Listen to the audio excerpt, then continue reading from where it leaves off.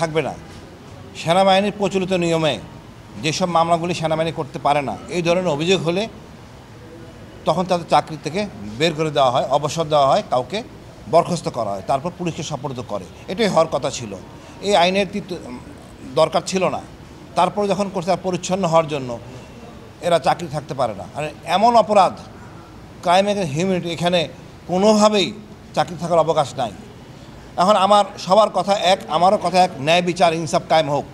সেনাবাহিনী অপরাধী না, সেনাবাহিনীর গুটি কয়েক অসৎ সদস্য, বিপদগামী সদস্য শেখ হাসিনার প্ররোচনায় এই অপকর্মগুলি করছে। আমাদের এখানে পরিষ্কার হতে হবে, শুধুমাত্র আওয়ামী লীগ এবং শেখ হাসিনার জন্য আজকে সেনাবাহিনীর কিছু গোটি সদস্য বিপদগামী হয়েছে। আমরা ইনসাফ চাই। এই বিচার, এই আয়নাঘর আছে, এটা প্রকাশ করে 22 সালে। কেউ কোনো কথা বলেন নাই, কোনো জেনারেলও কথা বলেন নাই। উচিত ছিল। আজকে আমরা বিচার পাচ্ছি, আল্লাহর কাছে, মহান আল্লাহর কাছে শুকরিয়া। জেনারেল ওয়াকারকে ধন্যবাদ, উনি কোঅপারেট করছেন, ওনারা ইনসাফ চাচ্ছেন, আমরাও ইনসাফ চাই। তবে একটু কথা আছে আমার। স্বরাষ্ট্র উপদেষ্টা সাবজেক্ট সৃষ্টি করছেন, আমি এর বিপক্ষে। কোনো বৈষম্য চলবে না কারো সাথে। যে আইজিপি, মন্ত্রী, এমপি এবং অন্যান্য লোকেরা যদি কারাগারে থাকতে পারে, যে দেশের নিয়ম মতো কারাগারে থাকতে পারে, এনাদের একই জায়গায় থাকতে হবে। বৈষম্য করে বিচার হয় না। আমরা বৈষম্য চাই না। আমি তো মনে করি আয়নাঘরে রেখে এদের বিচার করা উচিত। তবে দেশের আইনের প্রতি শ্রদ্ধাশীল এই স্বরাষ্ট্র উপদেষ্টা আমাদের মধ্যে বিভেদ সৃষ্টি করে দিছে। আমি এর প্রচণ্ড ঘৃণা করি। উনি মানে কোন কাতারের মধ্যে পড়ে আমি জানি না। ওনাকে ডিভিশন দেওয়া হবে, অফিসারদের ডিভিশন নিয়ে থাকবেন। ওখানে কি আইজিপি নাই? তিনি নাকি আইজিপির ঊর্ধ্বে। আমি মানে হতাশ। আমাদের তাজুল ভাই বা আইসিটি চরম ভালো কাজ করছেন, এটা প্রকাশ করা যাবে না। মানে এটা ভাষা প্রকাশ করা যাবে না। যেই সাহসিকতা, যে ভূমিকা, যে একটা সংশয় ছিল, এটা এন্ড হয়েছে। বাট আপনি কোনোভাবে ক্যান্টনমেন্টে রেখে কোনো তথ্য পাবেন না। অনেকে বলতেছেন, আমি শুনছি একটা সররা বলতেছেন অনেকে নিরপরাধ, কারণ এরা কোনো কথা বলে নাই তদন্তের সময়। এই অফিসারদেরকে জিজ্ঞেস করা হয়েছে, এরা কথা বলে নাই।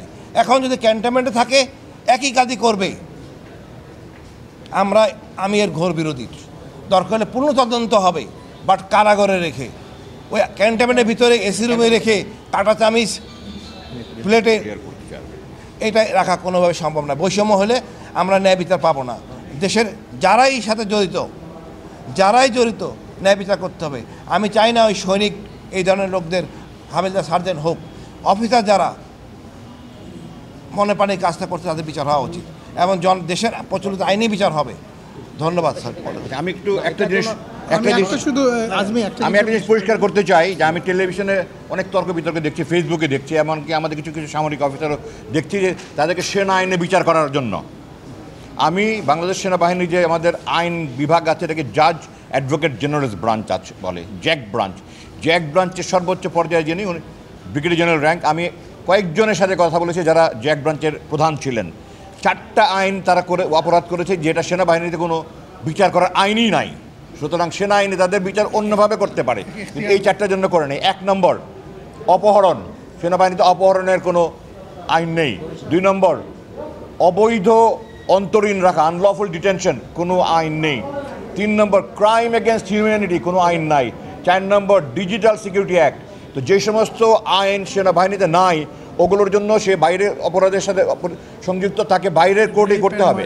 সুতরাং এগুলো ব্যাপারে সেনাবাহিনীতে আইন, কোনো রকমের কোনো আইন নেই। এটা নিয়ে অনেক টক শোতে দেখি আমি, ওনারা না জেনে কথা বলেন। আমি দুঃখ প্রকাশ করছি যে ওনারা না জানলে ওনাদের কথা না বলা উচিত। মানুষকে ওনারা বিভ্রান্ত করছেন।